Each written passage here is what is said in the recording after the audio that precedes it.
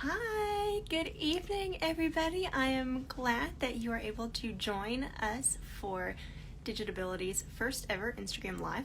I'm going to have Valerie Hill. She is a BCBA who works as an implementation coach with Digitability, joining me today. So as soon as she gets here, we will be ready to get going. She is fantastic. I have really enjoyed getting to know her, and it looks like she just joined. So I'm going to see if I can get her. Oh, there we are. Hi. Hello, how are you? I'm good. I'm Yes. good. Good. I'm so excited that you're here. So I was just telling everybody, you are a board certified behavior analyst and former teacher, and now you're working with Digitability as an implementation coach Yep. for the program. So do you want to tell us a little bit more about that real quick? Sure. So, as an implementation coach, one of my roles is supporting all of the teachers who use Digitability, kind of unlocking new features of Digitability each month as the teachers are using the curriculum. What I tell the teachers all the time is that my job is to take anything off of your plate. So, that is something that I know a lot of people really appreciate.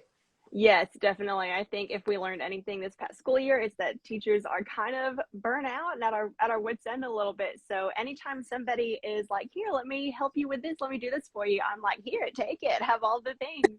Exactly. So I'm really excited that you are here with me tonight. We're going to be talking about behaviors, which I know is near and dear to your heart as a BCBA and also mine as a special education teacher. Behavior, it's intertwined with all of the academics and everything that we do at school. If the behavior is not there, if there's issues, then the learning is not going to happen. So Absolutely. we are going to go ahead and dive right in, if that's okay with you. I'm going to try to keep this short and sweet so that all of our viewers can check it out now. And I am going to tell everybody that it is getting recorded. So we are going to upload it to Digitability's a landing page on Digitability. It's also going to be on Instagram and Facebook later. So if you missed the live for whatever reason, you are definitely going to be able to catch a replay. All right, so we'll go ahead and dive in. So as a special education teacher, one of the biggest things for me is when I was going through all of my trainings was that behavior is not just something that a student is doing. Like, it actually serves a purpose. So talk to us a little bit about how we can figure out, what that is. What's that first step going to look like? Right. So, Rebecca, I know you say it all the time, behavior is communication. Yes, I think my followers are probably like, okay, we get it. But it's so true. It's so true. I could say it 100 times. Yes. Behavior is communication, any behavior, positive, negative, it is communicating something. So, one of the most important things is trying to figure out what is that behavior communicating. So, behaviors all have a function. What is the purpose of the behavior? So there's four main functions that we focus on. So they would Mhm. be attention is the behavior serving the purpose to gain attention from somebody. Escape is the behavior serving the purpose to escape or avoid a demand or a task.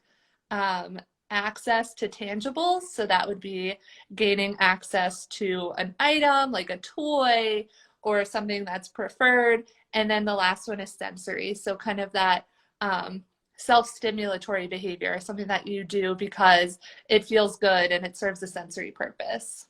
Gotcha. I think I'm very guilty of the escape and avoidance behaviors, especially when it comes to like cleaning my house or doing laundry. I will find literally anything else. So we all kind of exhibit those same types of behaviors that serve the same function. So it's not just something that is for our special education students. We're all kind of not guilty of it, but it's just human nature. So our behaviors are going to serve a purpose. So once we've determined that function, or actually before we even get to that, how are we going to determine the function? Like, now that we know it is serving a purpose, how do we figure out what that's going to be? So the easiest way to figure out what the function of a behavior is to look at what's happening right after that behavior occurs. So right after the behavior, is that person gaining attention? Are they escaping a demand? Are they gaining access to something tangible? Just kind of looking for those patterns. I know as a BCBA and as all special education teachers, I'm sure we've all taken ABC data and analyzed those patterns of behavior. What is happening all the time right after that behavior occurs? So once you start noticing that, the consequences of behavior, then you'll be able to figure out the function. Absolutely. I'm going to clarify for our non-special education audience. ABC, we call that ABC data: antecedent, behavior, and consequence. What's happening right before, what is the behavior that is being observed, and what is immediately happening right after that behavior has occurred, the consequence. So that's when you hear us say ABC, literally that's what it is: antecedent, behavior, and consequence.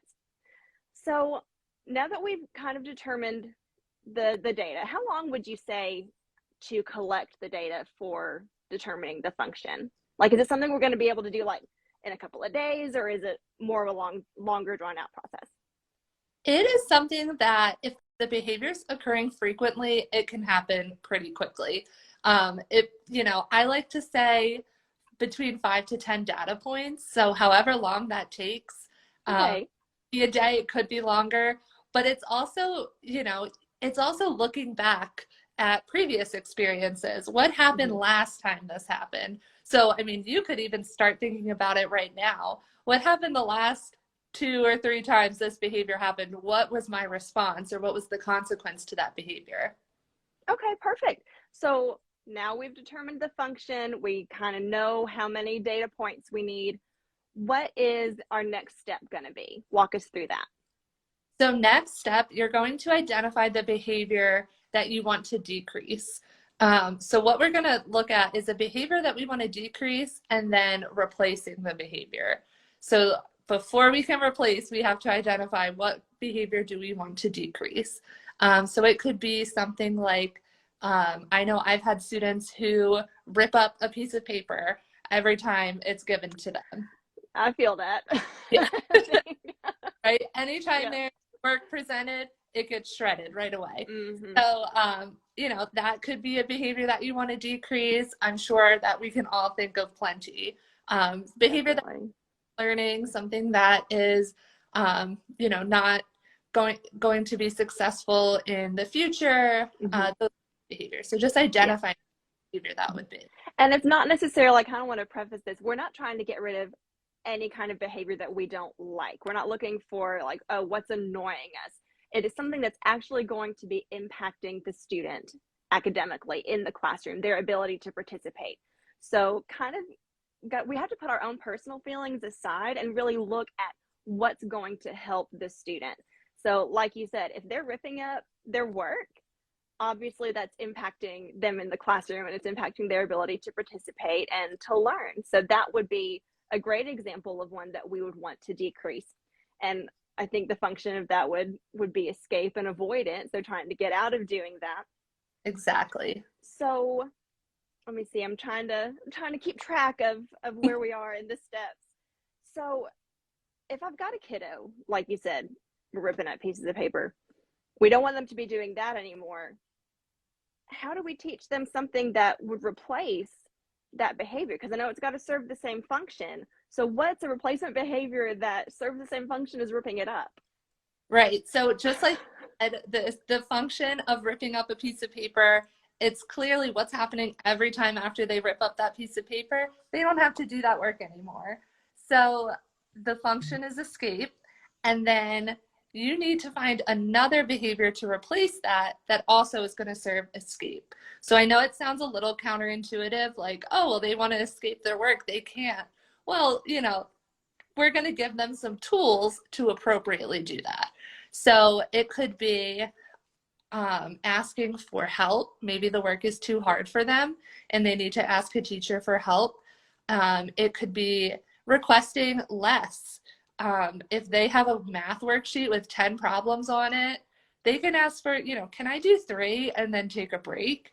That's totally fine. That's better than doing no work at all. Absolutely. I'll settle for 3 over, math confetti going on in the classroom any day of the week. Exactly. So kind of giving those tools, and it's so important to provide direct instruction on those replacement skills because we can't just expect a student to learn it. If you're going to decrease the reinforcement for a negative behavior, something's going to come in and replace it. So we want to make sure that it's something that's appropriate and something that's going to benefit. Definitely. Definitely. Yeah, I love that. So we're going to be, I like how you also said that we're teaching them how to replace that behavior. We're not just, you know, throwing them into this new arena. We're going to walk them through learning how to appropriately request a break, how to kind of exhibit that same function, but in a way that's more appropriate in the classroom. I've said in sessions before, you know, if a child is struggling to learn to read, we teach them. If a child is struggling to learn to do math, we teach them. If a child is struggling with self-regulation and behavior, we have to teach them the same way. So these replacement behaviors aren't going to be something that, I mean, for you and I, it might be something that seems fairly obvious, but for a student, they're going to need that explicit direct instruction in utilizing those replacement behaviors. Exactly. So when we are removing a reinforcement from the behavior that we don't want to see, let's just keep going with our student ripping up the paper example. I think we're on a pretty good track with that. When we are trying to get them to swap over to the more appropriate replacement behavior, what would it look like to kind of remove the reinforcement from what they're currently doing? Right. So when a student is ripping up their paper, they're being reinforced by escaping that demand. So what you want to do as the teacher is stop reinforcing that. So that means that you're going to stop allowing that escape to happen all the time. And that's not saying we're going to force them to sit down and do all those math problems. That's where that direct instruction comes in and teaching those replacement skills. So you are going to not reinforce the escape in that manner. You're going to reinforce the escape in your replacement behavior that you're teaching. So you're going to stop reinforcing that ripping up the paper, and you're going to provide huge, giant, throw a party reinforcement for whenever a student is going to go and request a break or request fewer problems. You know, that's what I've always told teachers that I work with. It's like, when they start doing that replacement behavior, you are throwing them a party. Absolutely. And, you know, and Any chance for celebration. exactly. And 100%. enforcement also includes honoring that request so that the student knows, okay, this actually gave me that escape I was looking for. I can use this strategy again next time and get what I want. I love that. So when we're teaching that reinforcement or that positive reinforcement and doing the replacement behaviors, obviously the time to teach that is not when they've ripped the paper up. So before, I would say for a teacher, before you give that worksheet, if that's what you're doing, have that discussion beforehand so they know what's coming. Remind them, hey, remember, if this is overwhelming, you can ask for a break. We can talk through some different ideas. I like to put the responsibility kind of back on the student though. So rather than saying, okay, what can we do to make this more simple, I want to tell the student, what is something you can do to feel better about this? What is something you can do to, you know, take that break when you need, and have a plan in place so that once the work is presented, they have that to kind of fall back on. Exactly. And something that you just reminded me of too is like always having that ability available for the student. So if it's a picture exchange card that shows help, or I want a break, or I need less, or if it's something that's programmed in their device that you're teaching them how to go to and how to use, even if it's just like a sentence strip. And, you know, having those differentiated resources available for our Mm-hmm. students so that they know and they feel empowered. I can do this and I can get what I want from it. Absolutely. And I like what you said about the having a card or something like that, even for our students who are, you know, in gen ed, maybe they're just in resource or participating in an inclusion classroom, they could still have something like that to kind of show the teacher rather than having to raise their hand and ask for help, because sometimes that brings unwanted attention. Have Mhm. just something small they can sit on their desk that you've kind of talked about beforehand, like, hey, if you need some extra help, you know, take your name tag and turn it to the side, or just something small where you as the teacher know what it is, and you can go over there and check without having to have the student verbalize something if that's a little bit too much for them. Yeah, I love that idea. All right, so now we figured out our function. We're working on decreasing the reinforcement for that negative behavior. And at the same time, we're wanting to reinforce the replacement behavior. So we talked about throwing a party, what, which I'm always like, we celebrate big in my classroom. The smallest things get the biggest celebrations and the Mm. kids eat it up. So what are the next steps going to look like for me as a teacher walking through this? Right. So you are going to want to reinforce that request every single time as you're teaching that replacement behavior. You know, I know sometimes it's not always the most convenient if you have a math test to get done, to have only 3 problems done at a time or whatever it may be, but it's really important to continue to reinforce that. As that skill gets added into the student's repertoire, as it's something that they're becoming more confident in, and they're, doing it more frequently with fewer prompts, then that's something you can start to fade back. And that's something that's really tricky sometimes, like, because you're kind of walking the line, like, Yeah. do I fade? But it all kind of depends on your student. So you can start to fade it back. Okay, this last time we broke it down and we only did 3 problems. Let's do 4 this time. And again, when they do those 4 problems, really big reinforcement. But that's when you're going to start to like step it back a little bit. You've taught the replacement skill, you've reinforced the replacement skill, and now it's time to start fading it, so that it fits in a little bit better with everyone's needs. Awesome. I love it. This has been so exciting and so helpful. So I know that you are an implementation coach with Digitability and Bankability, the new pilot program that they're launching about the virtual banking and the positive behavior system. Can you kind of tell us a little bit about that in case there are some teachers who are wanting to kind of get this process started a little bit with how to teach more of the replacement behaviors? Because I know you are kind of going to be there to kind of walk them through that if they join for Bankability. So bankability is like, I'm obsessed with it. I think Me every too. time I have told friends, family, people who are not in the education world at all, I'm like, hey, listen to bankability. It's the coolest thing ever. So it's essentially, it's a virtual banking system for your classroom, and it provides that reinforcement, and it's behavior specific. So when you're teaching a replacement skill, then you can give that really behavior specific reinforcement for a replacement skill in the form of virtual dollars. And it looks just like a banking app that you or I go on to do all of our banking online. So it's super practical. It's so functional for students because when they graduate and they're going to college or entering the workforce, students need to know how to manage their money. Definitely. So bankability ties in that real life banking aspect, and it also ties in those behavior specific that behavior specific reinforcement. So that's why I just love it so much, because it's behavior and it's prepping you for the real world.